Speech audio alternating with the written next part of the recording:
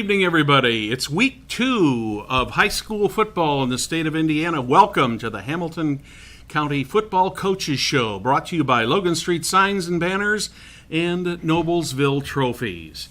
Our first guest tonight is Coach Rick Wimmer of the Fishers Tigers.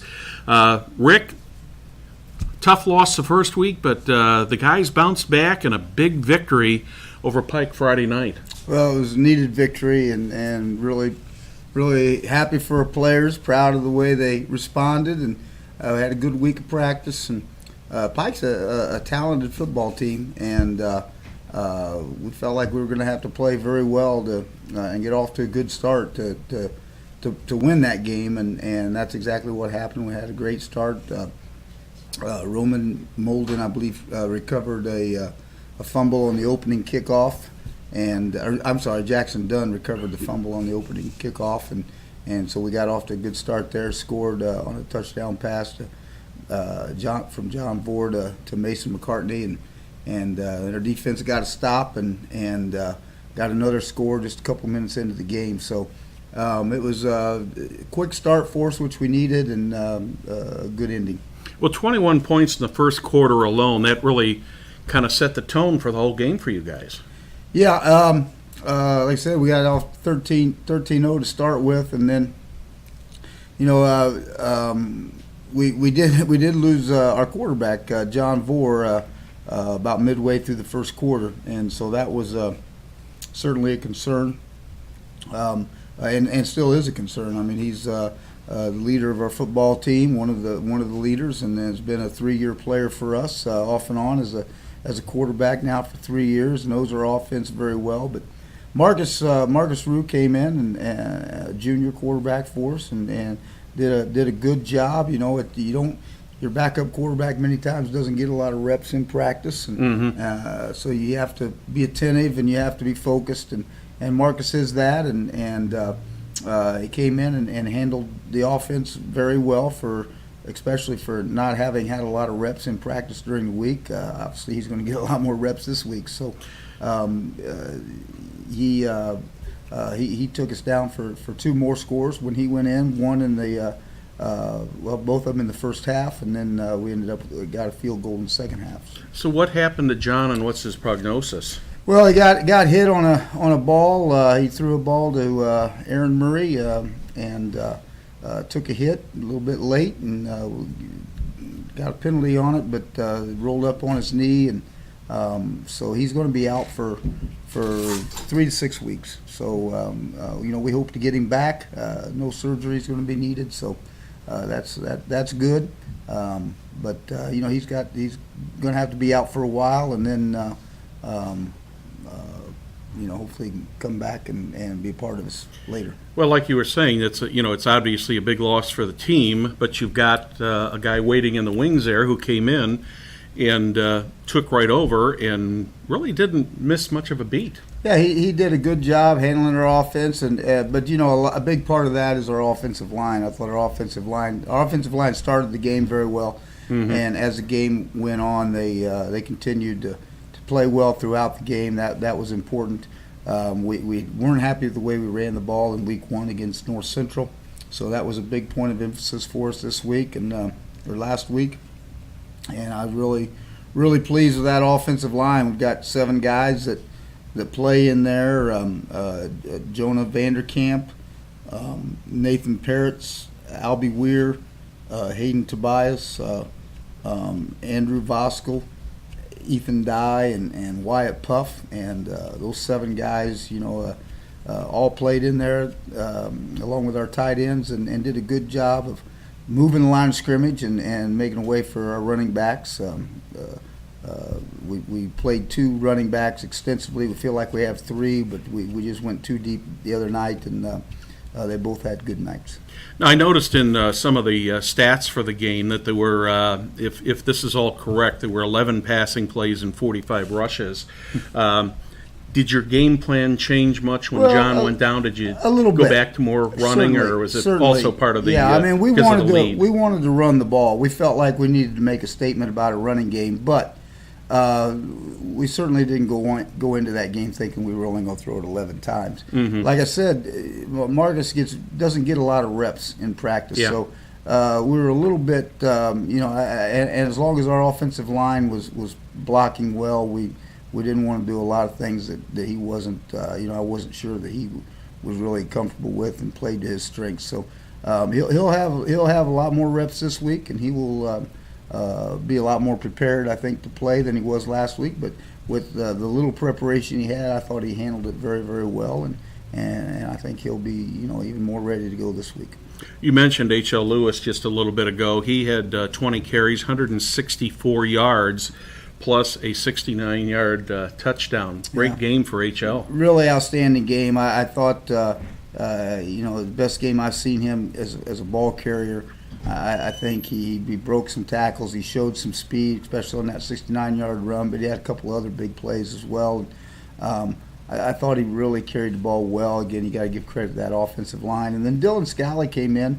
I think Dylan had 17 carries on the night. Like I said, we had 45 rushes, so we used two backs pretty extensively, and Dylan had a good night too. So, but I was very pleased with the job that HL did, and if he can, he really showed his speed on that 69-yard run. We caught him in a cover zero, and they didn't have anybody in the middle of the field. When he popped it there, he was gone. So that was we look for more good things from HL. Holding a team like Pike to 14 points for 48 minutes of football, that's a pretty good accomplishment. It really is. We've talked about our offense here tonight, but I don't want to get out of here without talking about our defense. They were absolutely outstanding, and we did a good job of not allowing them to run the ball. They had they didn't have a lot of yards rushing, and they're a big play team. I don't think we gave up any. We didn't give up any big plays for a score. We gave up a couple big plays, but we kept them out of the end zone, and that's so important. One time they got down the end zone, and Jeffrey Brown forced a fumble at the 1-yard line, and Roman fell on that one, and so that's a great example of how you just keep playing hard, and if you don't let them into the end zone on a big play, it can get a little bit tougher. When you get down in there close to the goal line, especially on offenses, those wide open offenses like they have, and our defense, we put pressure on the quarterback. We didn't give up big plays, and their offense is a very difficult offense to defend. And Coach John Judd, our defensive coordinator, and Keith Shelton, our linebacker coach, our secondary coaches, Anthony Levy and Ross Springman, and our defensive line coach Brandon Triblett, really did a good job preparing our defense last week. So fortunate to have those guys working for us. Of course, at Fishers, with the way the sectional alignment is now, you could see Pike again. Certainly. You could see North Central again, and you're going to see Hamilton Southeastern here in a few weeks. You could see them again in the sectional. So it kind of makes for an interesting situation. It certainly does. And, it could be, as we found out last year, the second time you play them, it can be a much different game. Yeah. So this game won't mean a whole lot when should we draw Pike again later, and I'd like to think that if we would draw North Central, it would be a much different game too. So and of course Southeastern we haven't played yet, but we've played them a number of times. Second time around, and the games are always different. You can't bank on it being the same type of game as the first time. Yep, I understand. Of course, one of the things is I was out and around Hamilton County this weekend. People were talking about the fact that your Reynolds Tiger Stadium got new turf. Beautiful facility, and new logo in the middle, and we've got Fishers, or I guess we've got Fishers in the end zone, painted big, and Tigers on the 20-yard line, and it's looks great. Something community, I think very proud of. Appreciate those who make that possible, and appreciate our school board for seeing to it that we, it was a needed thing at both schools. Both schools needed new turf badly. I think we've had it for 11 years, and 10's really about the maximum for those things. So this turf is a state-of-the-art turf. I mean, there's a shock pad underneath it, a little bit softer than the one we had previously. Fairly new technology, and in turf, it's exactly the same turf that same technology and same turf that was installed at Lucas Oil Stadium just a few weeks ago. So we feel very happy to be playing on that facility. Did you guys get to practice much on it? I know that we're running 1 late week, yeah. in getting it in. Yeah, we get just most of our two-a-days were on grass and out at what is our freshman football field. So we got on it the week of the first game. It was the first time we got on it. Well, let's look forward to Friday night. Friday night, you've got another home game. It'll be the Noblesville Millers coming in for first conference game of the season. Yeah, well, it's a big game because of that. The two games we've had now and the two games they've had, you could compare it to the NFL preseason. Now you're playing for what is our conference. You're playing conference opponents now, so a little more at stake, and I'm sure the intensity will pick up for both teams. Noblesville has played as good a schedule as anybody's played, having played Carmel last week and Cathedral the week before. Those are two of the finest teams there are. So for them to be 0-2, probably not a surprise at this point, but I don't think it tells the story at all of what they can become and where they are. They've certainly had to play quality opponents, and I feel like we played quality opponents too. But no doubt about it. They have certainly played one of the tougher schedules around, so they'll feel that they will be very prepared, for anything that we're going to throw at them. So watching them on film, Coach Roden, I think, has done a good job of getting his brand of football installed. They're a team that wants to run the ball a little bit and be physical, but yet they've got a guy at quarterback that can sling it a little bit, and I think they're playing really solid defense. So fundamental defense, and he will get that program going. We hope it's a few weeks down the road before it happens. Well, there ought to be a good crowd there, and of course Noblesville and Fishers both have an excellent following. And if you would like to follow the game, that will be on the Fishers Sports Network also on Friday night. And you can view the Fishers Sports Network by logging on to www.hctv2, and you can watch the Tigers take on the Millers on Friday night at 7 through the Fishers Sports Network. Once again, that's www.hctv.hc. Let me start again. www.hctv2, the number 2.com. I think we've got it correct now, so we'll get you there. Coach Wimmer, thank you for joining us. We appreciate it. Good luck this week, Thank you. and we'll see you in 2 weeks. And we'll be back with more coaches after these words from Logan Street Signs and Noblesville Trophies.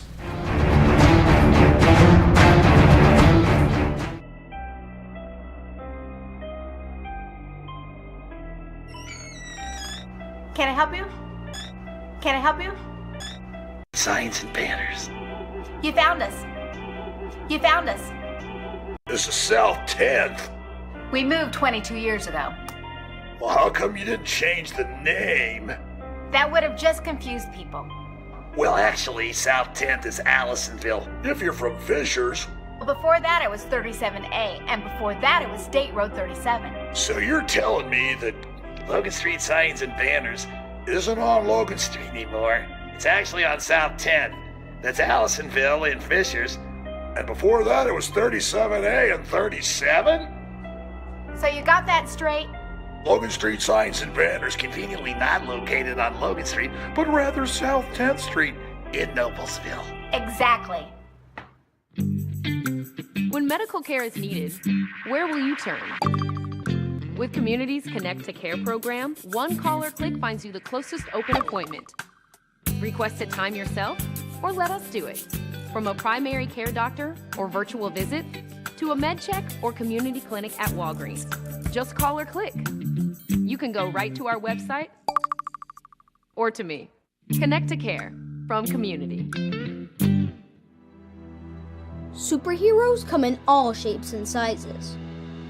They don't always meet in an underground fortress. Sometimes they meet in places that appear to be very ordinary to most people. But inside, there are heroes in training. Some are smart, strong, or brave. Maybe they can build cities or heal people when they get hurt. But even superheroes need some help sometimes. With your support, we can change the world. Together, we are a force that can't be defeated. Support the club. Save the world.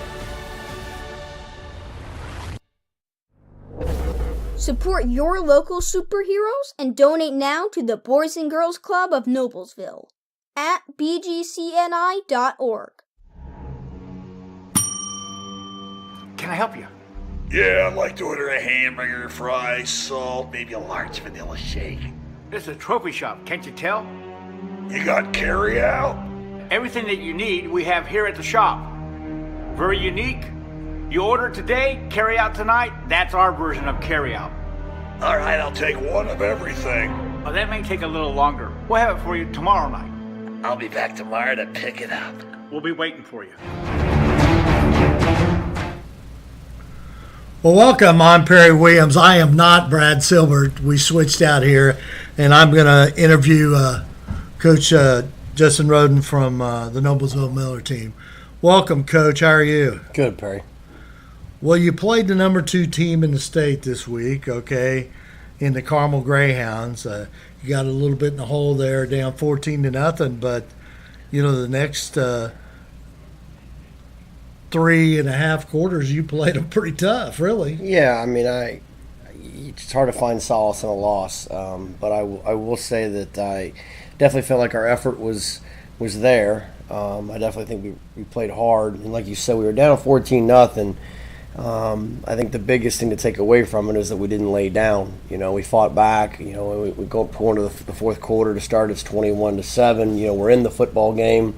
You know, we're scrapping, and there was a period there when we were running the ball a little bit and having some success, and you could feel the energy from the crowd and the players. And you know, we had a few things go, you know, awry with a penalty and then a turnover, and then it just kind of, you know, in the game of football, the wave of momentum, as fast as it was rolling our direction, started counting the other way. And, you know, some kids, I think, emotionally were drained. And, you know, we let down there at the end and, you know, let a game that we were in slip away. Yeah, but I will have to say that offensive line has come a long way. I mean, I thought they did a pretty good job blocking an awful good front group of Carmel. I mean, you know, Carmel's about as good as you'll see in the state of Indiana on defense. I mean, that's a good defensive team, especially up front. Yeah, I mean, Blevins had 147 yards rushing, 95 on the one carry, and then he had a couple other runs that were called back for penalties. And you know, if you rush for 150 yards against a defense like Carmel, you're doing something well. And so, I think more than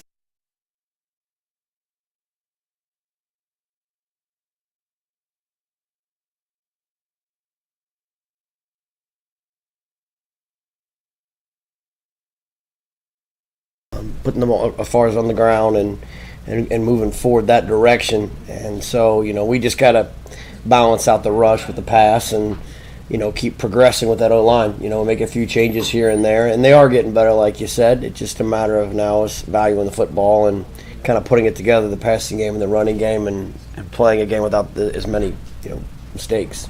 Yeah, and, you know, obviously, I mean, it's no secret Grant Grimmel struggled throwing the ball on Friday, but you know, he's had some great games in his career. Absolutely, he's a veteran quarterback, so I think I look for him to bounce back. Absolutely. Well, Grant was, you know, nursing an injury from Cathedral, and he was, you know, wasn't 100% in practice all week, and I'll give him a lot of credit. He didn't what I call have the Carmelitis, meaning he could have found a way to say, hey, my foot hurts, I can't go, and you know, he battled all week in practice, and he got knocked around a little bit. He got knocked around the Cathedral game, and he got knocked around, you know, early on.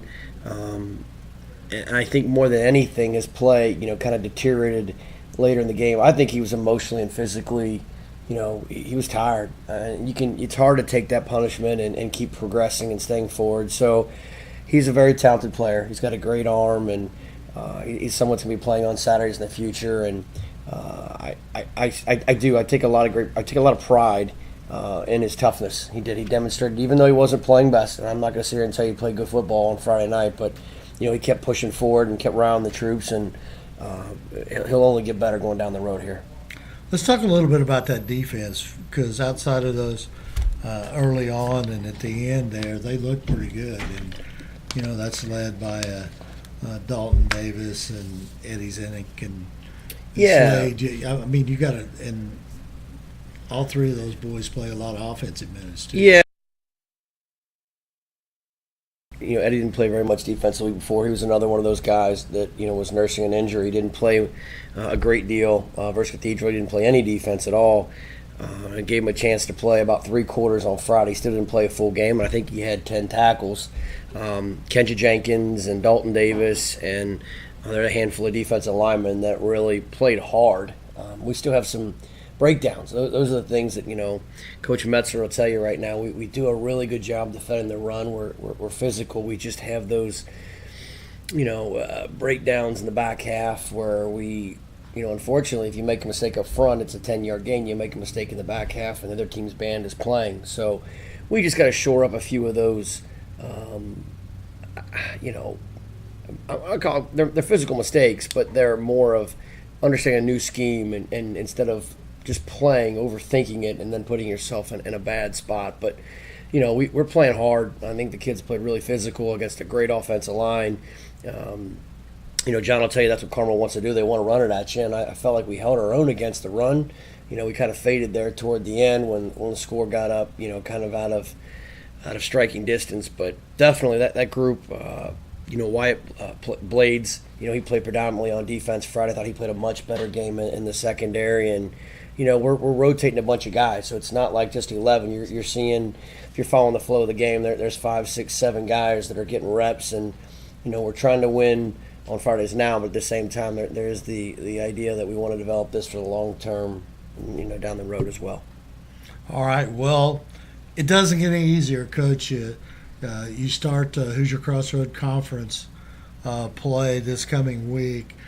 You play Fishers, who just got a victory on Friday night against Pike, and jumped on them very, very early. In fact, the first quarter there, they were up, I think, 21-0, or it's very early in the second quarter. Not exactly. When I put that film on Friday after a game, that's not exactly the outcome that I was hoping for, to be truthful with you. And they have a fantastic tailback, and I know their quarterback got hurt Friday, but I believe John is his first name, John Vore maybe. Yes.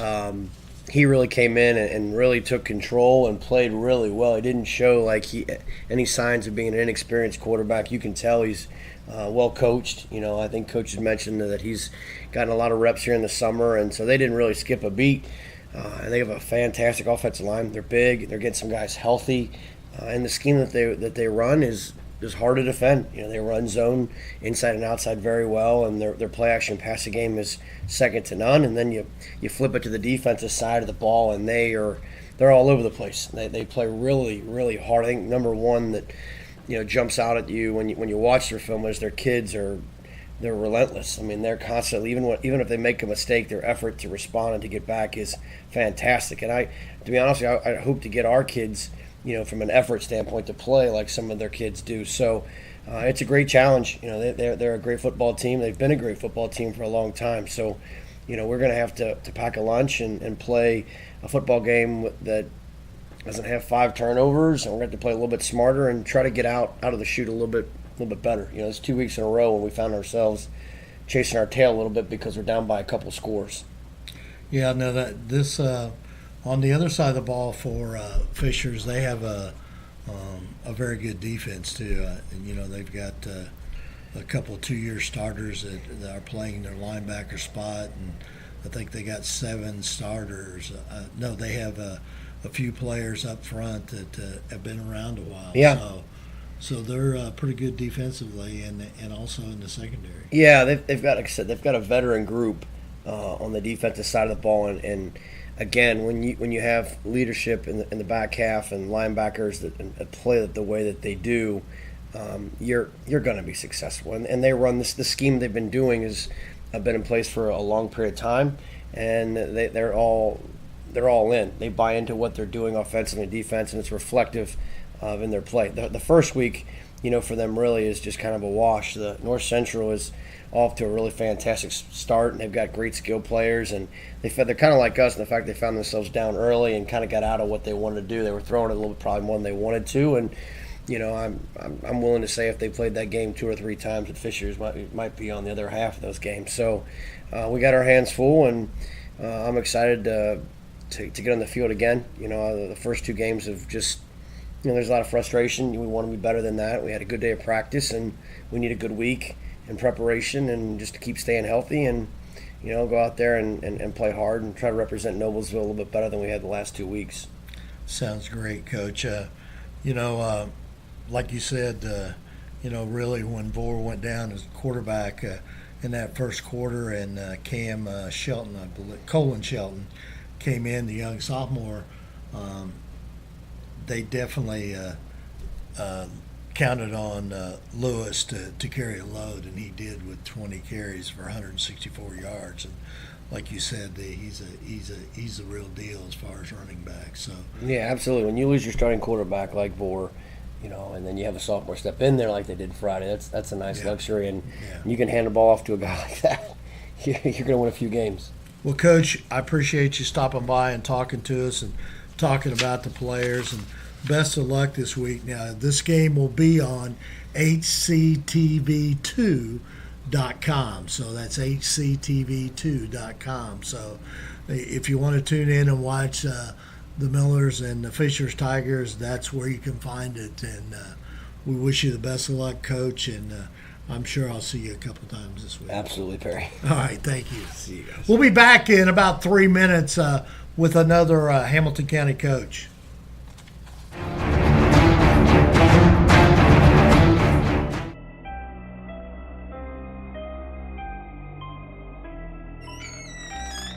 Can I help you? Yeah. Can I?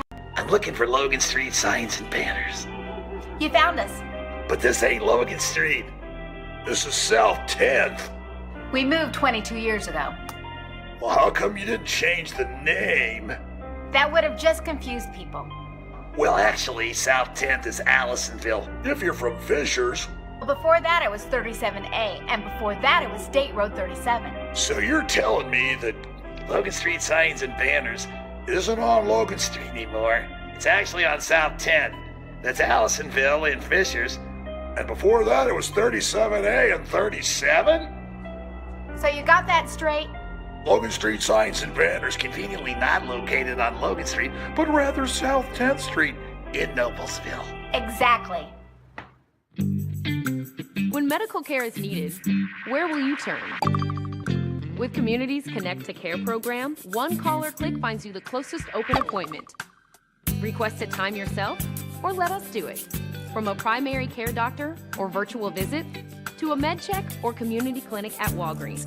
Just call or click. You can go right to our website or to me. Connect to Care from Community. Superheroes come in all shapes and sizes. They don't always meet in an underground fortress. Sometimes they meet in places that appear to be very ordinary to most people. But inside, there are heroes in training. Some are smart, strong, or brave. Maybe they can build cities, or heal people when they get hurt. But even superheroes need some help sometimes. With your support, we can change the world. Together, we are a force that can't be defeated. Support the club. Save the world. Support your local superheroes and donate now to the Boys and Girls Club of Noblesville at bgcni.org. Welcome back to the Hamilton County Football Coaches Show here for a Monday night, week number 2 of the high school football season. We're joined by Guerin Catholic Golden Eagles head coach Tom Dilley. He's in his 5th season at Guerin. And, Coach, you weren't able to be with us last week, but just to kind of recap, any big changes over the summer? How did summer go in preparation for the season? I thought the kids did a real nice job. I thought we were productive and got better throughout the summer. We had a few coaching changes and had a new defensive coordinator, and that the good news was we didn't wholesale change a lot of things on the kids, but stayed with very much the same system. But that took a little bit of an adjustment period. But Coach Shackelford and his defensive staff and the kids are all on the same page and playing awfully well now. Well, that's good to hear. It's been kind of a crazy off season and actually a crazy beginning to the season with this goofy weather we've had. We've had some of these, a day like today, obviously as warm as it was, presents a huge challenge to you guys for practice, trying to keep the kids hydrated, I'll bet. Yeah, and I think our training staff has always done a great job. Our coaches are very cognizant of it. Our kids do a good job of coming as pre-hydrated as possible, I think. And our Monday schedule, we get a lift in and we do some inside work with some meetings and stuff. So we're really not on the field for all that long, but they still need to manage it, and the kids did a good job today. Well, Friday night you traveled to Lafayette, vying with Lafayette Central Catholic for the Bishop's Cup. Fortunately, the Golden Eagles came out ahead by 40-7. Great game for the Eagles. Yeah, our kids executed pretty well. We had some drives that we didn't finish, and there's always things you want to improve on. But in general, our kids just kept playing and got better throughout the game. And I always give Lafayette Central Catholic a lot of credit. Coach Ney and new staff over there, they kids played hard and they execute well. It's just we had some things go our way early and we're able to capitalize. Well, it's the second year in a row you've gotten the cup. Yeah, we'll take it. Yeah, and that 27-0 lead at halftime. How does that change? Does that change your game plan, or how do you do things a little bit different when you get out to that big of a lead? I mean, maybe play calling wise, but you certainly hope it doesn't change the approach the kids take. We really try to emphasize with them to never give a play away, and you're always training yourself for future plays, and we just want to see how well we can play every play. But we were fortunate to have some things happen at the end of the half that were able to give us a little bit of a cushion, and certainly felt good about it at halftime. In looking at the statistics, 7 for 18 passing, 111 yards, 48 rushes, 261 yards. A good night statistically. No, I think so. We had, especially the whole second half, we I don't know how many times we threw the ball in the second half. It wasn't very many. So we were a little bit more balanced in the first half and moved the ball around, got it to a few people, and still were able to run it downhill a little bit too. And again, Lafayette Central Catholic was stingy and stalled us a couple times, but kept pounding away, and things eventually turned for us. Great game for Dylan Crossan, 3 touchdowns, 100. I've got him for 144 yards. Yeah, he's a great player. He was over 100 yards the week before, as junior all-state safety from the year before, is playing safety and outside linebacker for us, doing real well there too. So one of our captains, great kid, be playing for somebody next year on Saturdays. We're just not sure who yet, but he's a talented kid. Well, at first glance, I think people look at a score like this and say Guerin 40, Central Catholic 7, and the first thing you think about is, boy, the offense just was really working, but holding a team like Lafayette Central Catholic to 7 points, that's quite an accomplishment too. Talk a little bit about your defense. Well, and offensively, some of the stars. The points, we had short fields all night, and they finished with 52 total yards for the game. And they had a 49-yard touchdown drive at the end of the game. So, I mean, you do the math. Again, not take anything away from them, but with our JV kids in there, and they still, had made them go the tough way. But that's when we gave up the points, and they were in negative yardage for quite a bit of the game. Hank Bates and Dylan Crossan were outside linebackers, played a great game. Charles Bach is an all-state inside linebacker, a great player. Had a interception, of caused fumble, a recovered fumble, a couple sacks. I mean, he's all over the place. Our defensive line played well. Billy Frudenthal had a big interception and ran it down to the 3-yard line, and it makes the offense pretty easy when you get the ball in the 3. And Jacob Fancher, the one time they did threaten in the first half, made an interception in the end zone and brought it all the way back out to their or to our own 40 or so, or excuse me, their 40. So we had a short field again. So, the defense took the ball away 3 or 4 times, and did a nice job of returning punts, and it was 3 and out most of the night if it wasn't a turnover, and the defense played great. Well, one of the things I've noticed in the years that I've lived in Hamilton County, and I've been here a lot of years, high school football teams seem to have 2 things in common. First, regardless of the team, whether it's one of the bigger teams, the Carmels or whatever, or regardless of the size of the team, whether it's a Guerin or a Sheridan or whatever, the fans come out and they support their team. And I've been to several games at your place, and the fan support is excellent. Oh, it's always a fun atmosphere at our place, and I think our fans do a pretty good job of making other places their place too. We had a pretty good, real good representation at Lafayette, which is obviously a little ways away. And, yeah. They traveled well, and they were loud and boisterous and supportive, and we can't emphasize how much we appreciate our community and their support. Now, the other thing I've noticed too is that all of the teams, regardless of how many or how few conference games you have, and I think you guys have got 3 or 4 conference games. Yeah, 3. Your non-conference games, for the most part, are against excellent competition. Yeah, our schedule changes a little bit this year, and it's certainly for the better. Columbus North will come to town here shortly. Obviously, that's going to be a huge challenge, and we actually travel to Pontiac, Michigan to play a good team, Notre Dame Prep. Then we finish with our conference opponents of Bishop Chatard and Brebeuf Jesuit and Roncalli, and we know the quality of those programs year in, year out, and so it's a challenging schedule. In addition to we played McCutcheon this year for the first time, and while that was a game that it was very, very competitive and a lot of fun. Unfortunately, let it get away from us at the end, but it was a fun game. And Lafayette Central Catholic, no matter what the records are, that's always going to be some type of event. And Heritage Christian have been good. Those have been good games the last few years too. So we like our schedule. I've seen a lot of McCutcheon through the years. When my son played many years ago, McCutcheon was one of our nemesis at that time, and that's always been a good football program up there. Yeah, it's my first time ever being involved in a game with them. But they did a great job, and it's hard hitting and physical and well coached, and they made a few more plays at the end than we did, and they deserved to win. Friday night, you're back at home at the Eagles Nest, and Heritage Christian comes visiting. Let's talk. Tell us what you know about Heritage Christian. Well, they're an explosive team with athletes that spread the field, and they do have a number of kids in the line who can be problematic as well.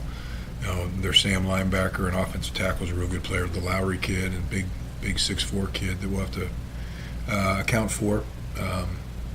But we're just going to try to get better and focus on us and see how well we can play this Friday. Okay, well, thanks a lot, Coach. That's Coach Tom Dilley, head coach of the Guerin Catholic Golden Eagles. They'll be taking on the Heritage Christian team coming up Friday night. That will be at 7 o'clock at Guerin Catholic. You're watching the Hamilton County Football Coaches Show, brought to you by Logan Street Signs and Banners and Noblesville Trophies. We'll be back with more after this.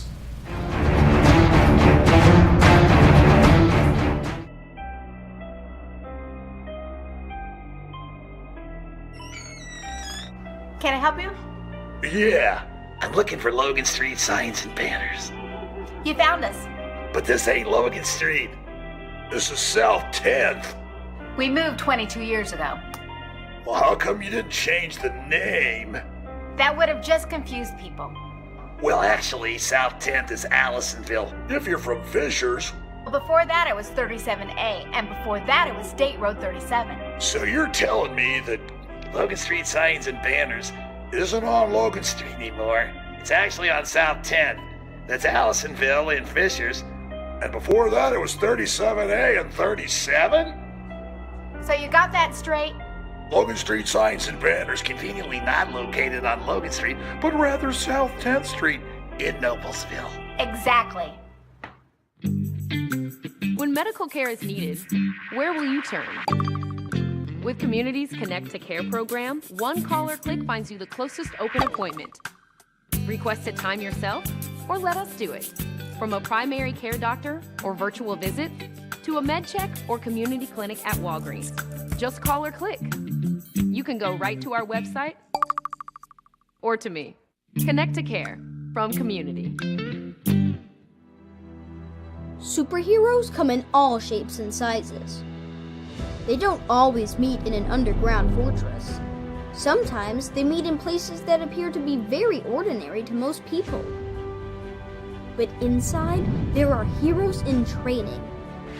Some are smart, strong, or brave. Maybe they can build cities or heal people when they get hurt. But even superheroes need some help sometimes. With your support, we can change the world. Together, we are a force that can't be defeated. Support the club. Save the world. Support your local superheroes and donate now to the Boys and Girls Club of Noblesville at bgcni.org. Can I help you? Yeah, I'd like to order a hamburger, fries, salt, maybe a large vanilla shake. This is a trophy shop, can't you tell? You got carry out? Everything that you need, we have here at the shop. Very unique. You order today, carry out tonight. That's our version of carry out. All right, I'll take one of everything.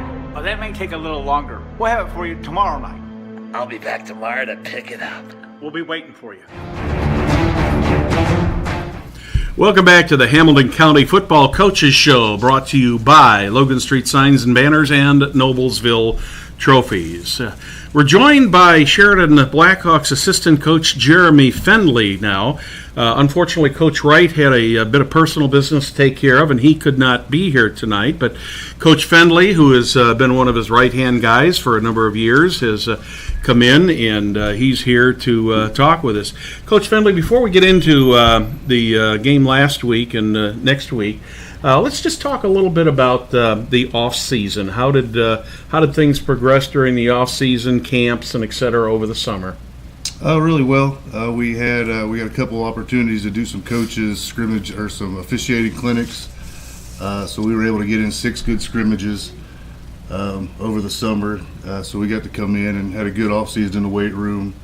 Had some kids make some big gains. So we had some key injuries early on, and due to some winter sports that were able to come back through the summer and come back to the team here this last game. So we did really well. Kind of took a step forward, losing some key leaders like Joe Callahan and Tanner Swindle from last year. So really impressed with this year's senior class and how they stepped up. Well, that's one of those facts of life that you as a coach, at any level, at the at the high school or college level, you're always having that constant turnover and having to prepare for not only for this year, but looking ahead to next year, saying, okay, well, I lose this guy, and this guy, but it seems like there's always somebody waiting in the wings to step up, isn't there? Yeah, like I said, we've been pleasantly surprised. Some kids who we thought had the potential kind of seen their opportunity and are really starting to seize it and do something with it this year. 1-1 after 2 games, an away game Friday night at Clinton Central, and the Blackhawks just plain and simple took it to them 27-0. Great exhibition of football. Yeah, again, Clinton Central is one of those teams in our conference, up and coming, second-year coach. Really played hard, and our boys, like I said, we had a couple new linemen back into the fold, so had an opportunity for those guys to get out there and hit on a Friday night. So all in all, I think it was a good learning experience for both teams. Come out and a little more competitive than the score shows, but always a good night when the Blackhawks get a win. Well, one of the things that people look at when they look at scores is, and I'm sure a lot of people thought this, 27-0, man, they just ran all over them, which is, basically, not totally the case.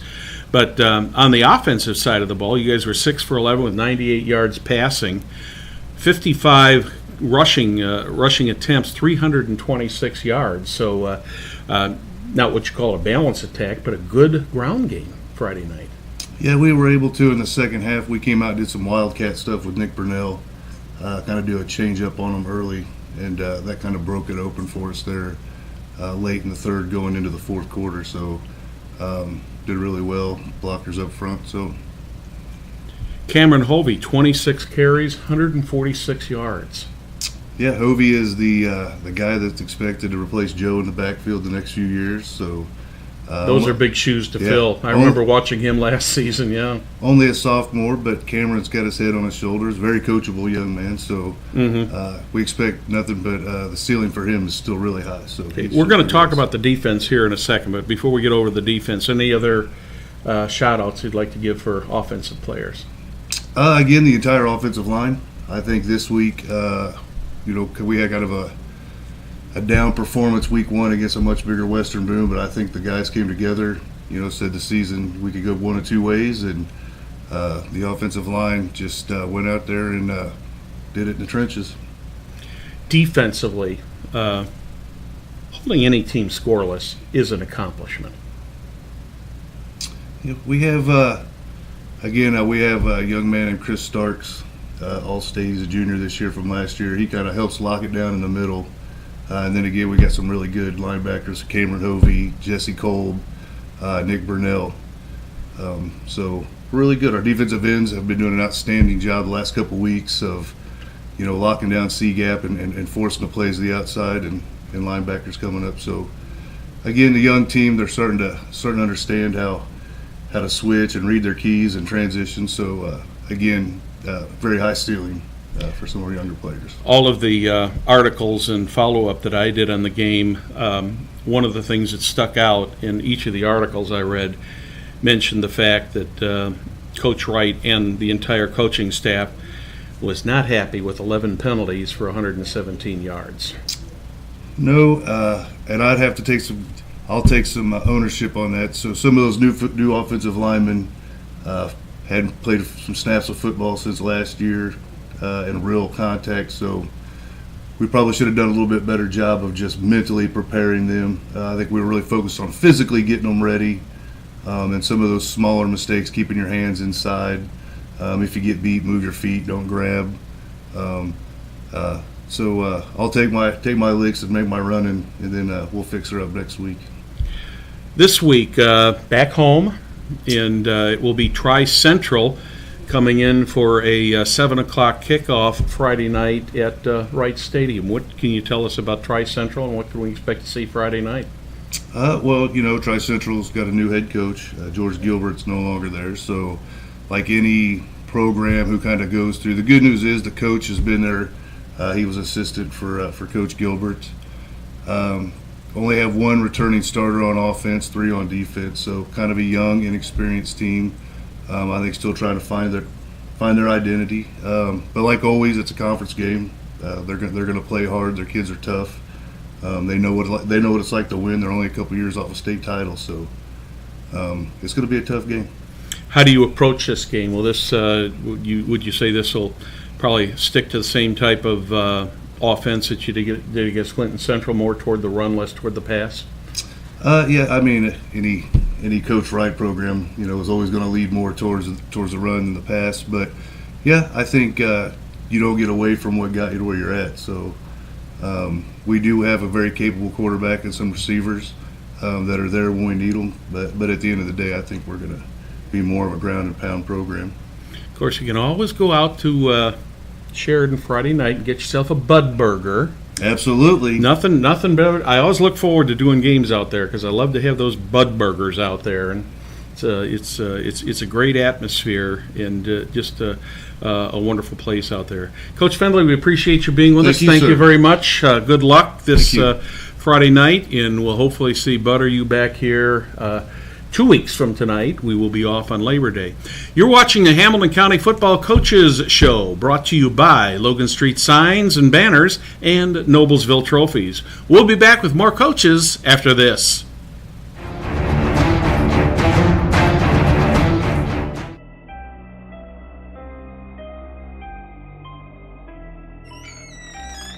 Can I help you?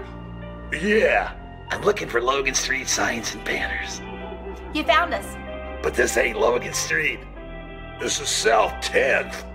We moved 22 years ago. Well, how come you didn't change the name? That would have just confused people.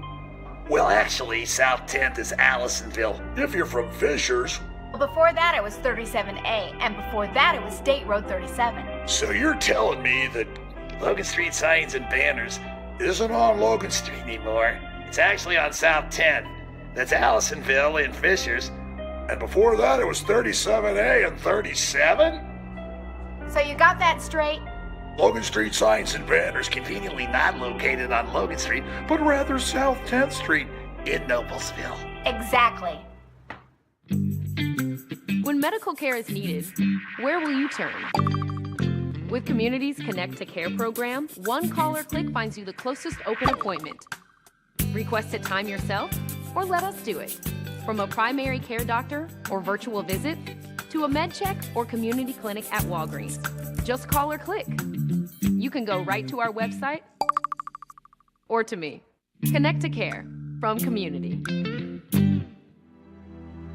Superheroes come in all shapes and sizes. They don't always meet in an underground fortress. Sometimes they meet in places that appear to be very ordinary to most people. But inside, there are heroes in training. Some are smart, strong, or brave. Maybe they can build cities or heal people when they get hurt. But even superheroes need some help sometimes. With your support, we can change the world. Together, we are a force that can't be defeated. Support the club. Save the world.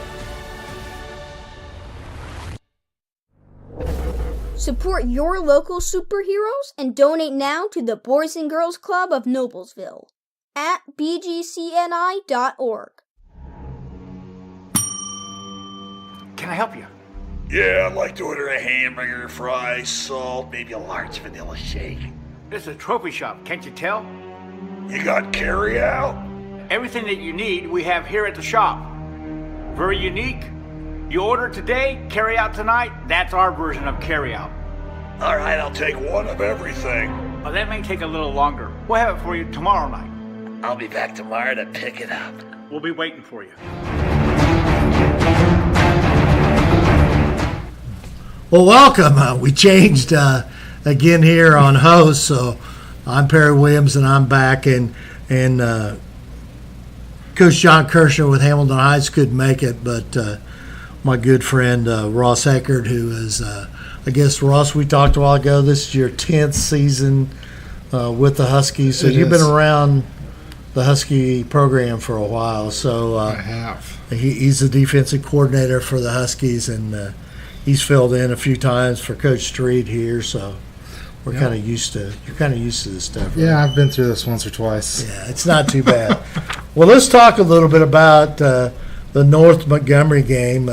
Score North Montgomery 19, Heights 7. But take us through a little bit about because that first quarter was 0-0. I mean, it was a pretty good defensive battle, and then I guess the second quarter you guys scored, so you actually scored first. Yeah, we were moving the ball pretty well in that first half. We could move it down the field a little bit, and then played that field position battle.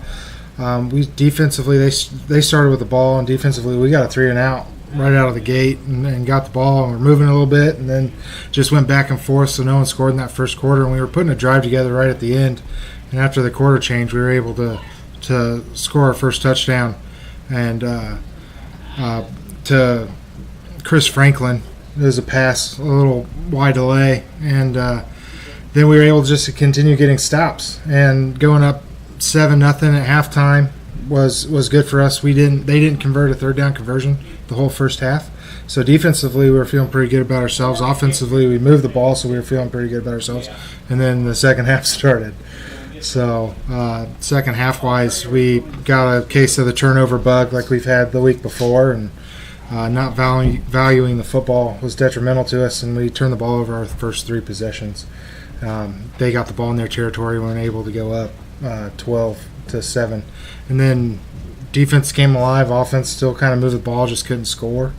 And then it ends up resulting in them getting a late touchdown and winning 19-7. Yeah. Well, let's talk a little bit about some of the. It looks like Deshaun King had a very good game. 15 carries for 86 yards, so not a bad. And Cowan 17 carries, 50 yards. So, like you said, he's starting to get some playing time with losing Blake Weibel. That was huge for you guys in that first game. Yeah, from being a guy that we didn't think we were going to have to count on yet to having to step up, I think that Cowan did a really good job. And Cordell's a hard-nosed kid, and he takes after his brother who played for us a couple years ago. And obviously Deshaun King's another guy, and he's just someone that you can give the ball to, and he'll run forward and he'll get yards. He has pretty good vision. He relays off his blocks pretty well.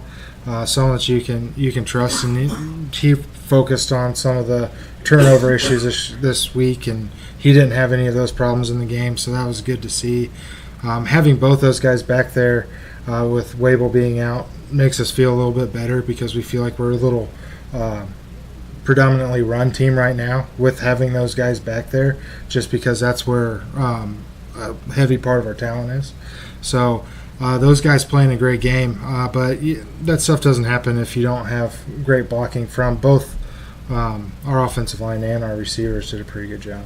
Yeah, I can see here and looking at the stats, I mean, you had more first downs and pretty even on total yardage. So every time a coach has more first downs than somebody, you ought to win the football game, and I'm sure that's what Coach Kirshner's thinking and you guys. But one thing, in case people don't realize, 3A football is a lot different than 6 and 5A football, because you got a lot of players that go both ways. So, Deshaun King, some of those guys, you count on them on the defensive side too. Yeah, I mean, I think from a standpoint with those bigger schools, they might have one or two that go both ways, and we have one or two that don't. Yeah. So Luke Herr probably played 99% of the snaps.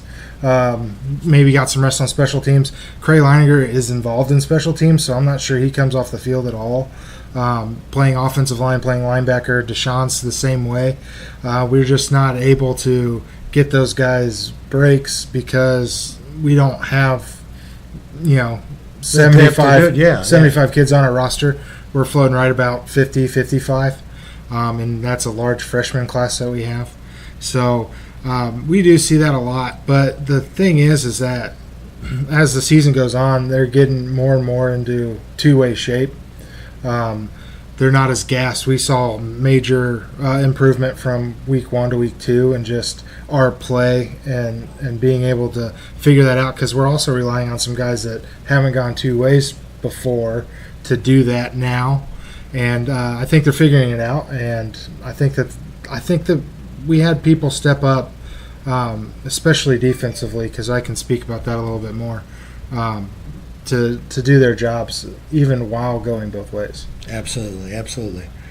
Well, I guess what? It doesn't get any easier this Friday, because you're playing one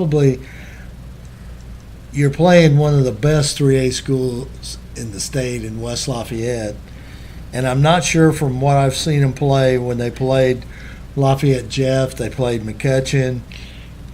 They may be one of the better teams in the state of Indiana, period. And Coach Fry's got a great record there at 55-12. They got a winning tradition. And talk a little bit about West Lafayette, because, like you and I were talking before we went on the air, 3A schools don't have kids with size and speed like this team does. No, I mean, it's something to see, because they have some athletes. Their defensive ends are 6'5" and 6'4". They have good speed. They're 100-meter runners and stuff like that. So that's stuff that we don't see on a normal basis. They are not only big but athletic. They do a lot of good things in space, and that's going to be a challenge for us. And offensively, their zone scheme's good, and they get on people and they move people, but that quarterback can throw it around and run it and do about anything you want a quarterback to do. Defensively, they have those defensive ends that are good, and then their linebackers play well too. So we don't see talent like this all the time, and it's going to be a great test of our team, and it's really going to be a great, barometer for us to work with. Oh, absolutely. One thing about it, and I saw that in the video, the Ebert kid and the Hood kid in the backfield. I mean, that they not only are good rushers, okay, they can swing out and catch a pass in the flats, or the Hood caught in that Lafayette Jeff game, caught a 20-yard pass because they kept throwing those little passes out in the flat. All of a sudden, he took off down the sidelines, and the quarterback is his name. What, Adams? Is that it? No. But anyways, they have a very good quarterback, and then you talk about the Truitt kid is, that plays wide receiver. I mean, he's 6'5". That's going to be tough to go up against because all they got to do is put the ball up there in the air, and he can go get it because he's very, very athletic. Yeah, and he uses his body well and framing for balls and stuff like that. And it's going to be challenging, but we also have confidence in our kids that they're most generally are in the right places, and they might not always come down with the ball or whatever, but we're gonna keep big. A big goal for us is to prevent big plays, which is something that they were able to do against Lafayette Jeff and McCutcheon, and that's what kind of hurt them most. If you can, make them drive down the field in the tempo that they're at and stuff like that. If you can make them chunk yards rather than, sitting there getting those big plays, I think it plays into our advantage a little bit. Yeah. That quarterback's Kyle Adams. I thought it was Adams, but I didn't have it there. So it'll be kind of interesting. Don't forget, though, Hamilton County TV will be there to broadcast that game. In fact, I'm going to be there doing the color, and Jack Russell will be doing the play-by-play, and that's going to be on hctv1.com. So hctv.1, hctv1.com is we're getting mixed up on these channels here tonight. We'll be on Facebook, of course, and YouTube and Twitter, Periscope. So a lot of different places to watch Husky football. And this, if you want to see a great game and watch the Huskies continue to improve, I think that's the one goal that you guys have. And attitudes are pretty good with the team and everything. And they worked hard during the summer. John and I talked quite a bit about it, and they're buying in the program. You just got to move forward. Yep. Ross, thanks for taking time out of your busy schedule and coming here tonight. Appreciate it. Yeah, thank you. All right, we'll be back in about 3 minutes, and I think Adam Morris, the Hamilton Southeastern head football coach, will be with Brad.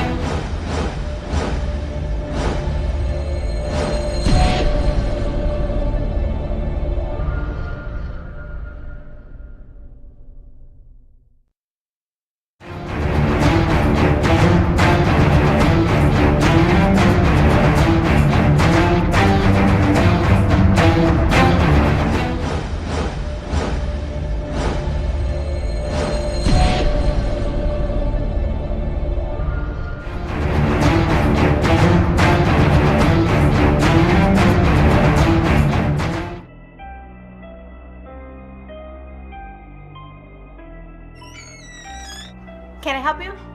Yeah, I'm looking for Logan Street signs and banners. You found us. But this ain't Logan Street. This is South 10th. We moved 22 years ago. Well, how come you didn't change the name? That would have just confused people. Well, actually, South 10th is Allisonville. If you're from Fishers.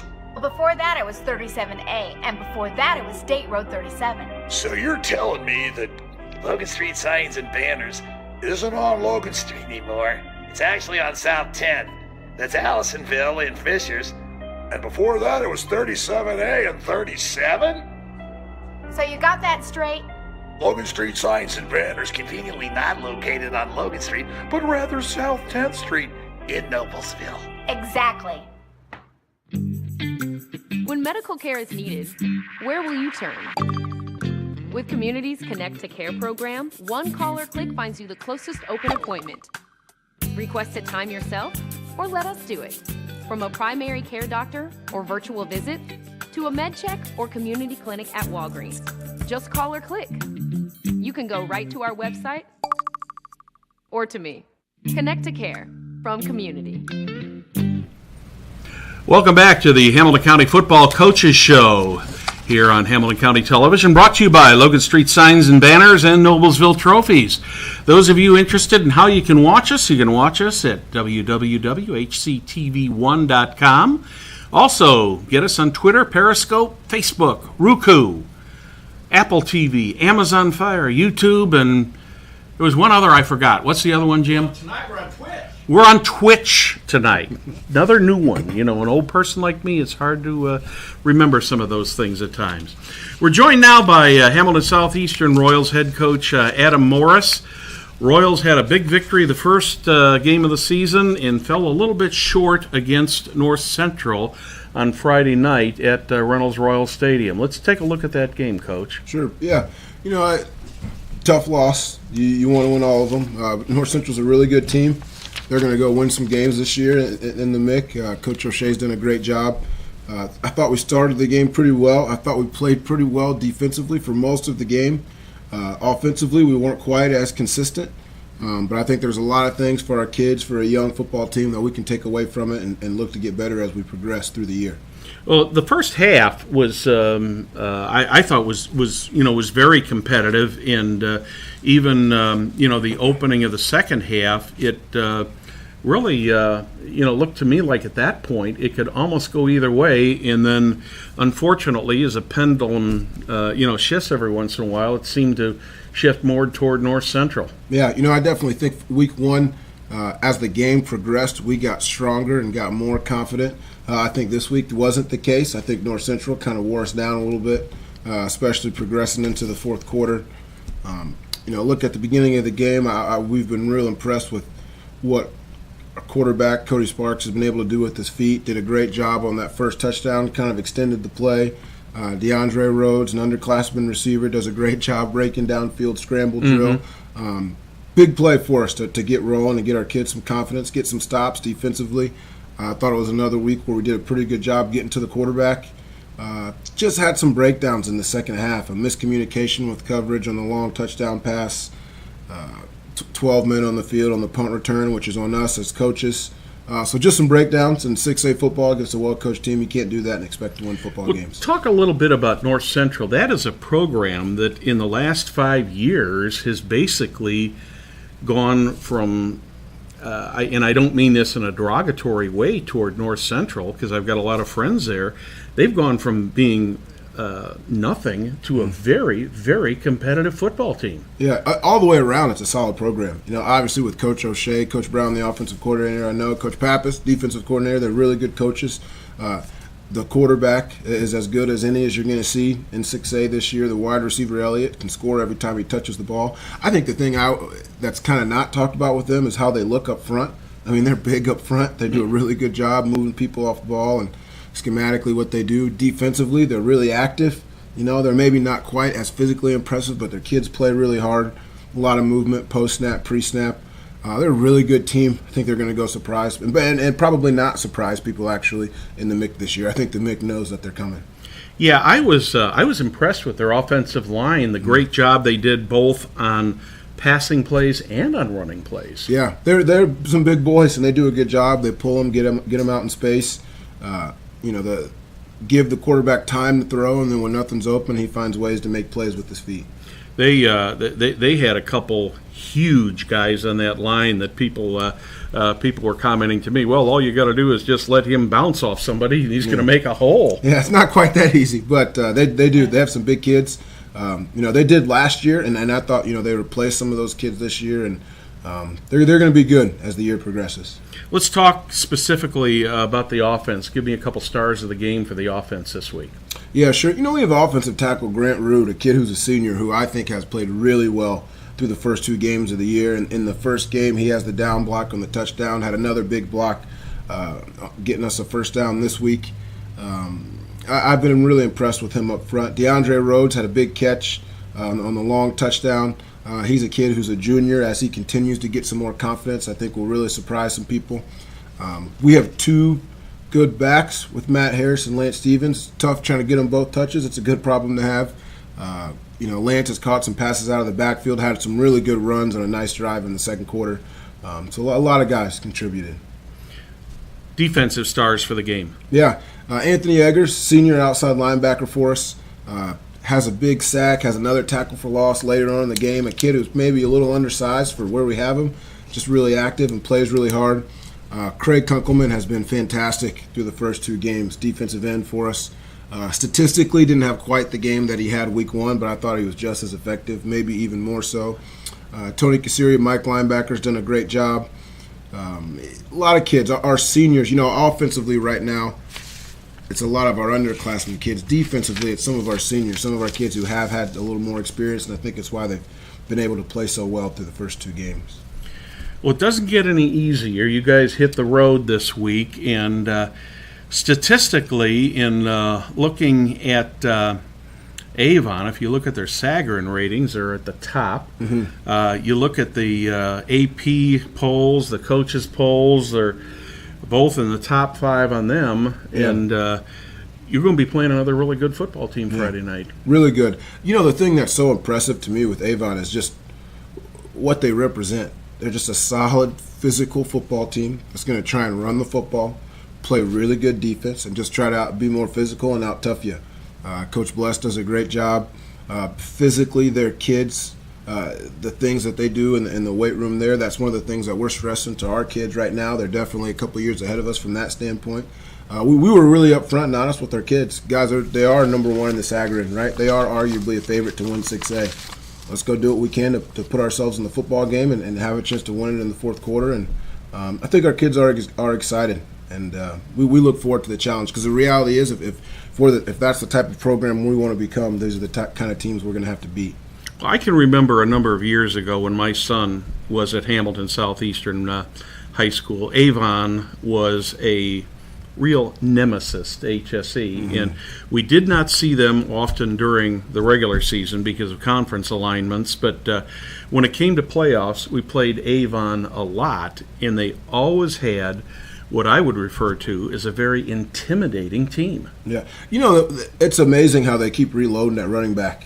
It's like every mm-hmm. year they seem to have a Big Ten running back. At quarterback as well, I thought Missner, their quarterback last year, was a really good player, and they have a young kid, a sophomore, who I'm very impressed with through 2 games. He goes and plays that Ben Davis defense last week, and I thought really stood out in the football game. Another young sophomore receiver. They lose a guy like Garindo and Shayatovich last year, and they seem to just replace him with the next 2 kids. So they definitely have things rolling. Well, they've got a nice, they've got a beautiful stadium there on the campus, but I can remember back in the day when they were in the old high school, and the visitors' side of the stands was 20 feet from the Amtrak in the train lines. Yeah. And it seemed like you'd be sitting there as a visitor, and all of a sudden the freight trains would come in and they'd blow the horn and blow you out of your seats. So they had a lot of intimidation there. Yeah, really cool atmosphere, really good place. Last year, previous school, we went and traveled there, and I thought it was an awesome atmosphere to play a game. So what's it going to take to try to catch up with Avon? I think the big thing for us is we have to play well in the kicking game, have to limit the big plays, right? I mean, they want to milk the clock and hand the football off. We have to win the field position And when they do get backed up in the change, whether it's because we make a play or because they have a penalty, we got to get off the field. And then offensively, we just got to string some drives together. We're just not consistent enough with that right now. We have a drive where we look good, and then the next drive we come out and 3 and out. So I think it's the consistency offensively, finding ways to get them behind the chains defensively, and then we got to win the kicking game. Are you comfortable with the way the kids are progressing under your new system for them? Yeah, I think so. I think defensively right now what we're doing definitely fits us, fits our personnel. Offensively, we're still trying to figure out who we are.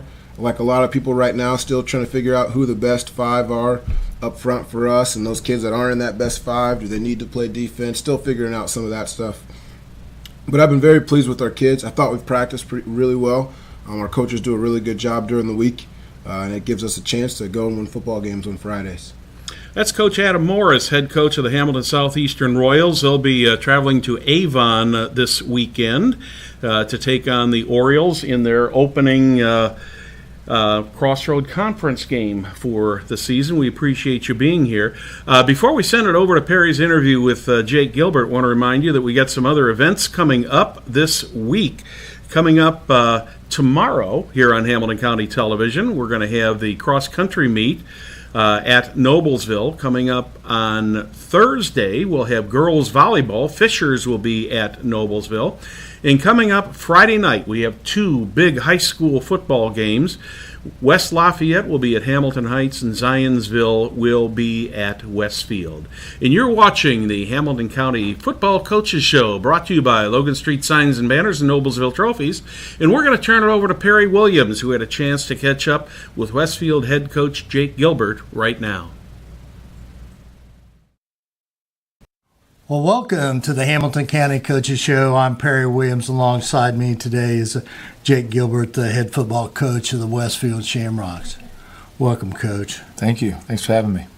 Well, Coach, I know that knowing you and doing this for about 3 years, it was a tough loss. Of course, all losses are tough. I mean, you know, there's not moral victories anymore or anything like that, or we're getting better.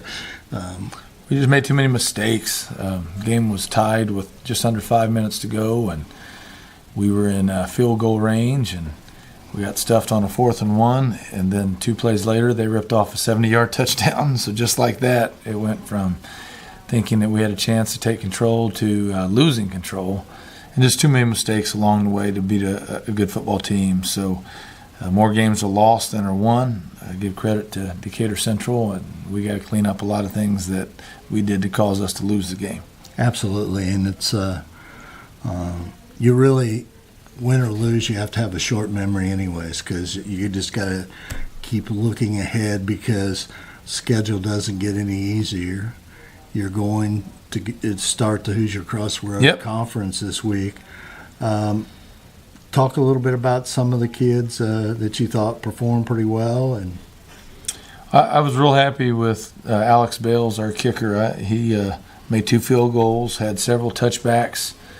He had 1 punt inside the 1, another punt inside the 20. So I thought it was a big game for Alex. I was really happy with how he played and his entire operation there. So I thought that was pretty good. You know, they were 3 of 16 passing, I think. So I felt like in the secondary we certainly defended the pass pretty well, and somewhat at linebackers. So we were able to hit the quarterback a couple times on straight pass rush, even though we didn't bring a whole lot of pressures.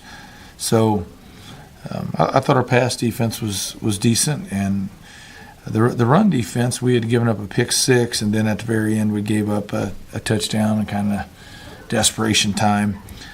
But we were pretty solid against them defensively most of the game. Just the huge play and some quarterback scrambles hurt us as well. Absolutely. And, in Decatur Central, they're 1-1 now. And, of course, they got beat the first week by Franklin Center, who is now coming in our Hoosier Crossroad Conference. So Decatur beat Franklin Central. Oh, that's right. Decatur. So they're Decatur's 2-0. They shut out Franklin Central. So that's a good football team. Oh, yeah. It's a real good football team.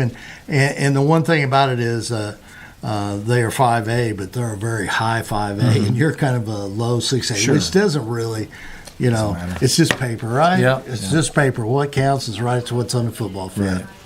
Well, let's talk a little bit because Hoosier Crossroad Conference this week.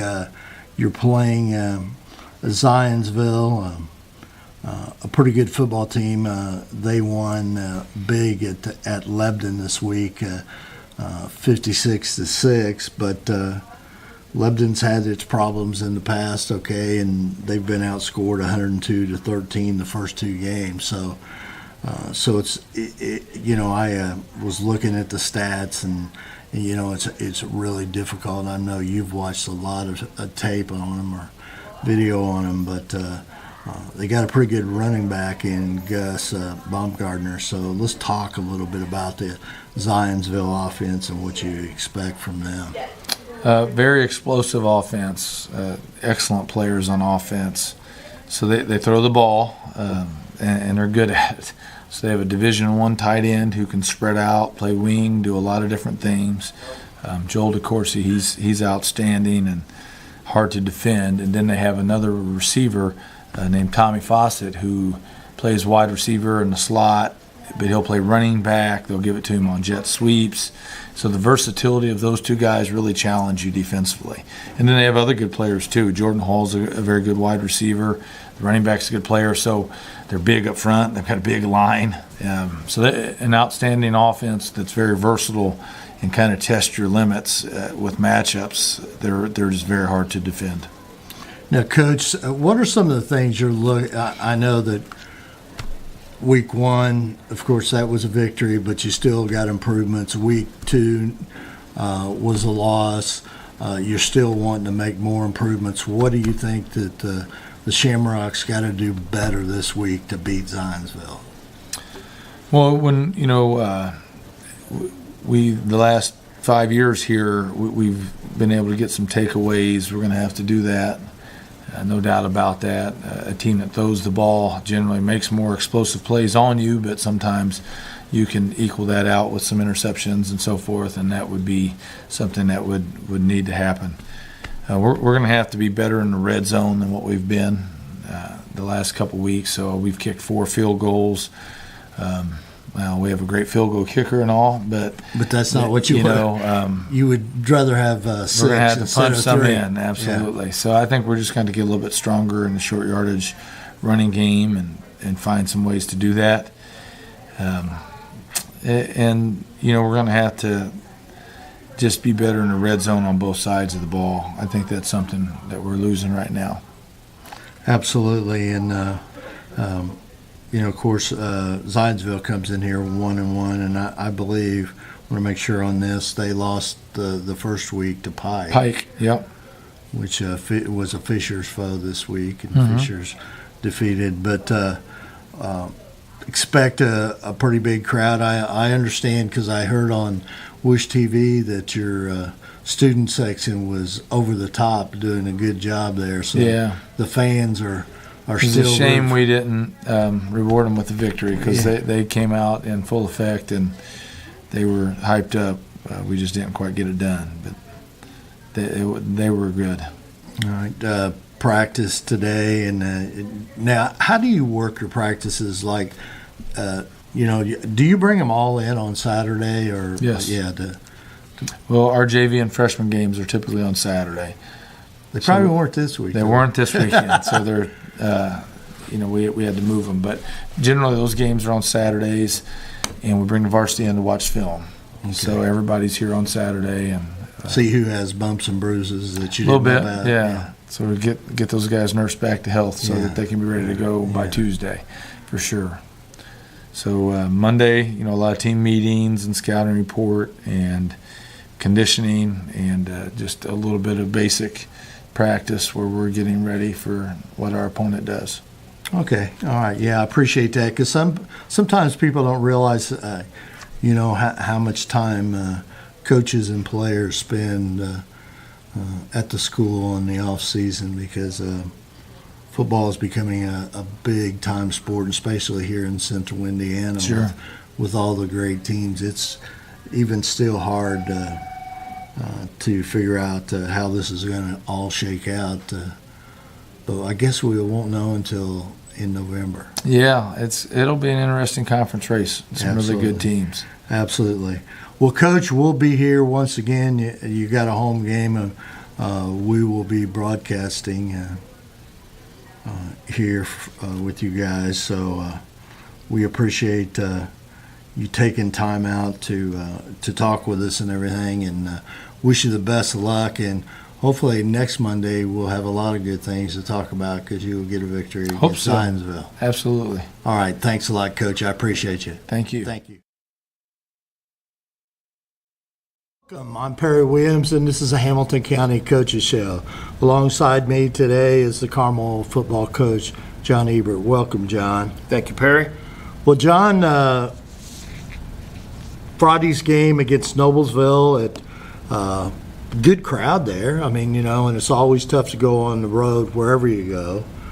You came out victorious 34-7. But at times it was a little bit better football game in that. I mean, you jumped out the 14-0 lead that first quarter, but second quarter was pretty even, 7-7, and then the third quarter no one scored. So it was a good game, and there were some good things and some bad things. But I would have to say that your talent level, I think, showed up in that fourth quarter on. You're just a physical size and the depth that you have. So let's talk a little bit about this game and some of the things that you felt like you did well and some of the things you felt like you've got to improve because the MIC conference is ready to start. Yeah, we felt like we got off to the start that we wanted. Our offense came out and the opening drive and took it down the field and scored despite a personal foul penalty that might have, derailed us there. We were able to keep it going, and a nice mix of running the ball and throwing the ball, and we were really happy to see Tyler Trent's leadership during that drive, and capped off by a touchdown pass to Skylar Bradley, who's a receiver / tight end fullback, and we were able to adjust his role for the team. So just really happy to see those two guys succeed, and we felt like our offensive line played well, especially in the first quarter, and defense started real well too, and stopped the Millers, forced a punt. Second drive, took it down and scored again. So really the kind of start that we talked about needing after week one against Trinity, where we were a little slow to get going, and then our defense scored a touchdown. Tommy Sprate, senior, interception, took it in from over 30 yards, and so feeling really good at that point until the Millers made us pay for some mistakes that we made on a blitz. We had some assignments that got crossed, and Luke Blevins ran 95 yards. It was a great run.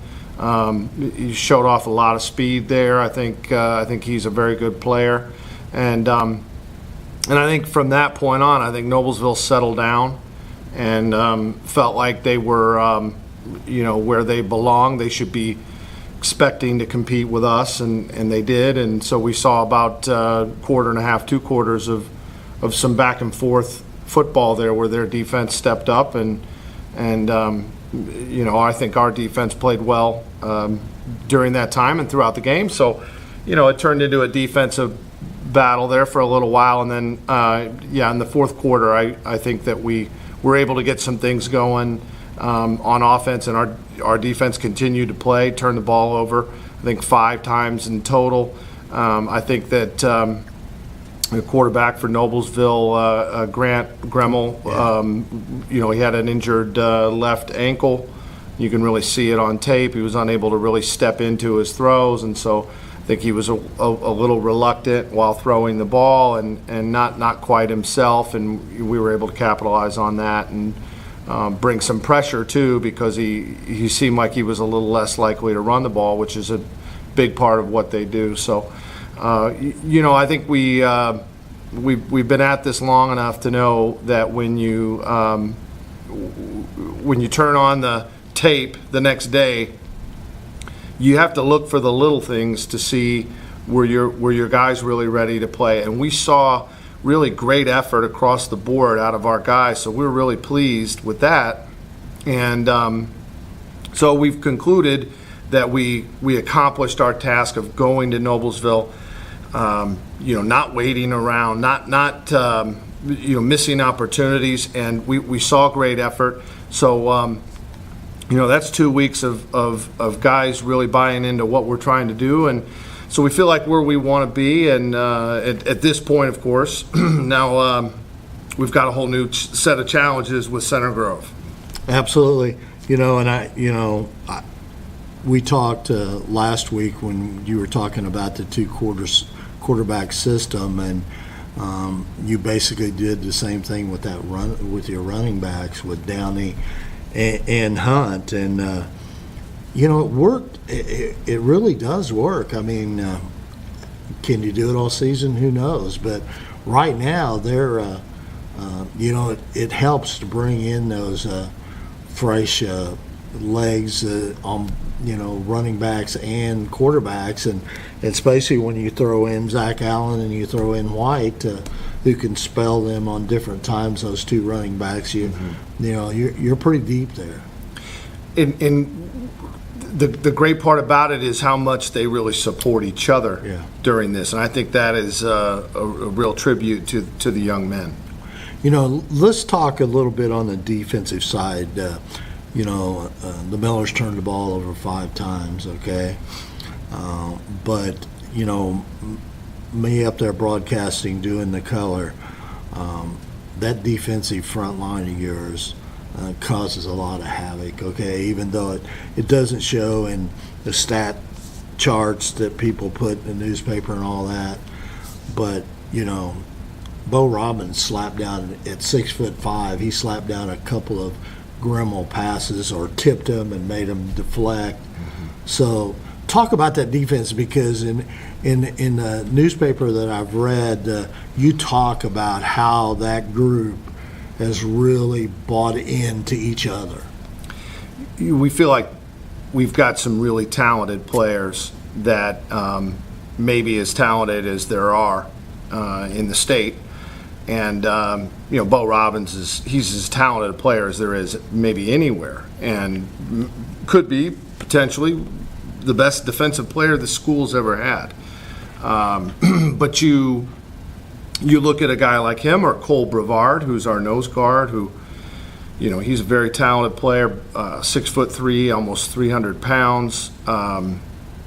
Joey Schmidt at one outside linebacker spot, and Ty Wise the other outside linebacker spot, and then Nate Fry as a safety, and Matt Boyer inside linebacker, and several other guys. But these are guys that have started more than 1 year, and in some cases 3 of those guys have started now for 3 years, and they just so happen to be our hardest workers too, and real team-oriented guys. So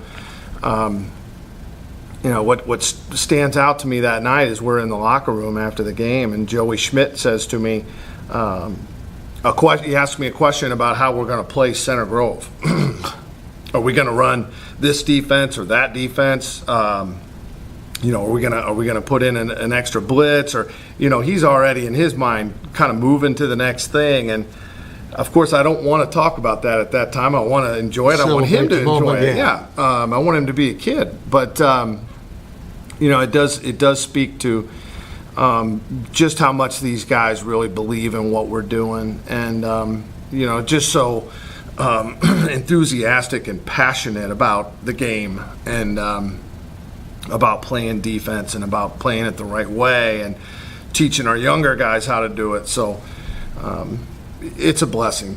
Oh, absolutely. And the one thing about it is I think from some of the things that you've said here and some of the things that I've read here, these guys are going to work every day, okay? I mean, that's basically, they're developing that skill that they'll need their entire life. You got to treat every day one at a time. And yeah, you want them to celebrate, but in the back of your mind you think, man, he's already looking at the next game. He's looking for that next chess move, okay, which, you know, sometimes is difficult to teach a 16, 17, 18-year-old young man. But the talent of that defensive team, and you're right about, you know, you do have some great players there, but you have a lot of great role players that make those great football players great. That's right. There are two in particular on the defensive front. Landon Berger, who's number 88, and he had a really nice sack about midway through the ball game. It was play 75 out of, I think we had 127, 128 total plays. I've watched it over and over again.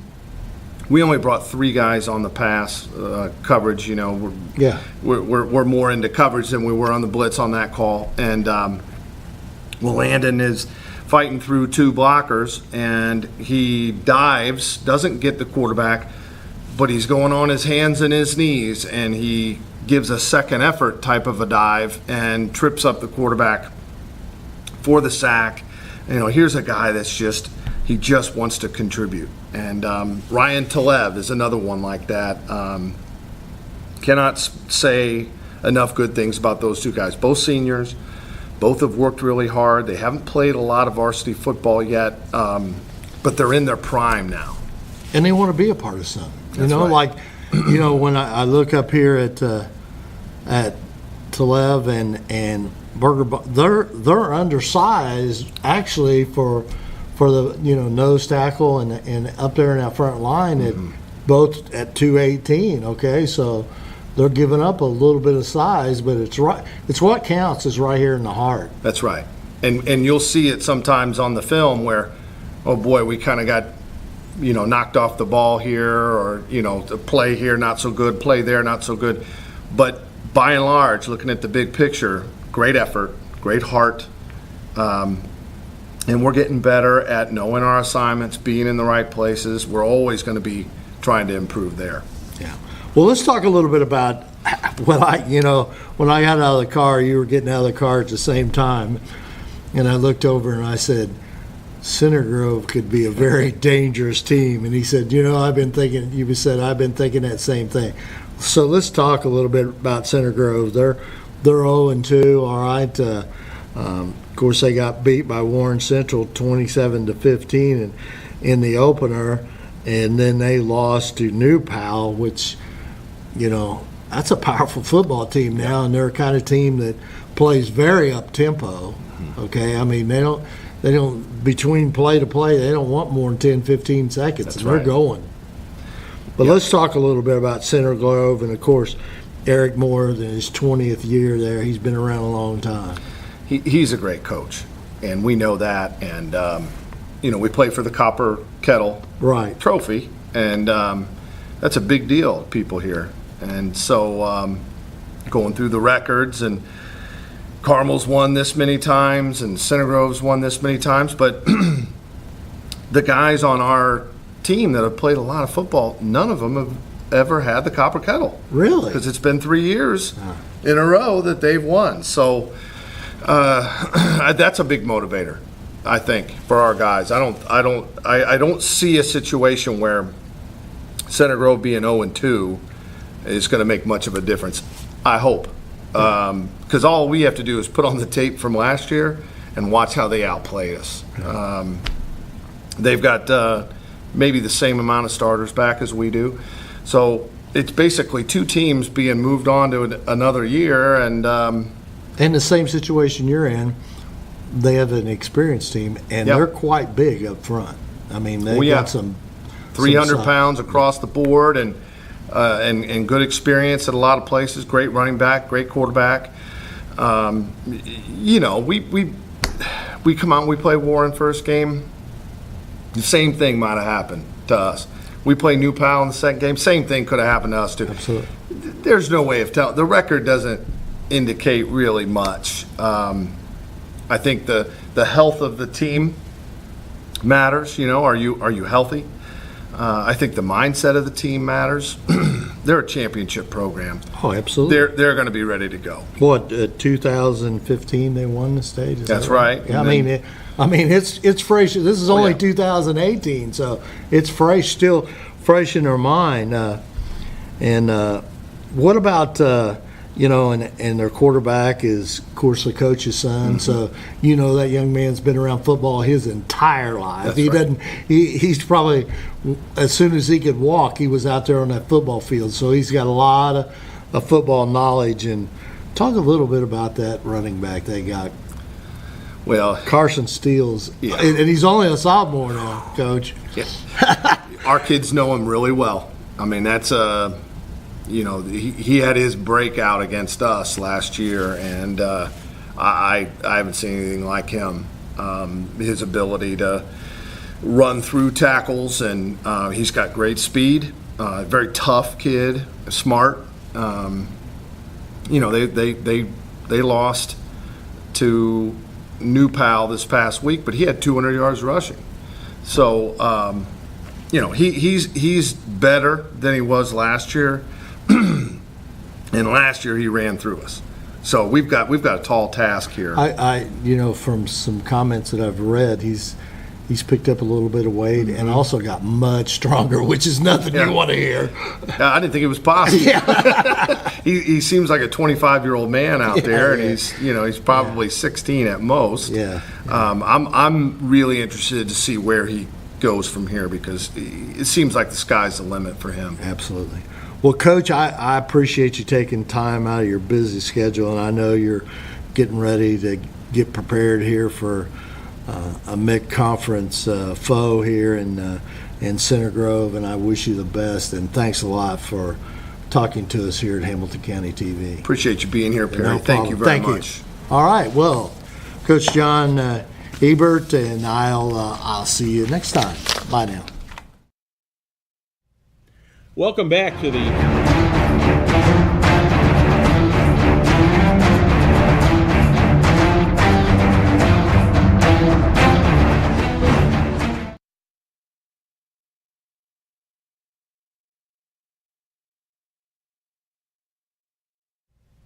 Welcome back to the Hamilton County Football Coaches Show here for Monday night. A couple things coming up this week on Hamilton County Television. I shouldn't say a couple. There's a lot coming up this week on Hamilton County Television.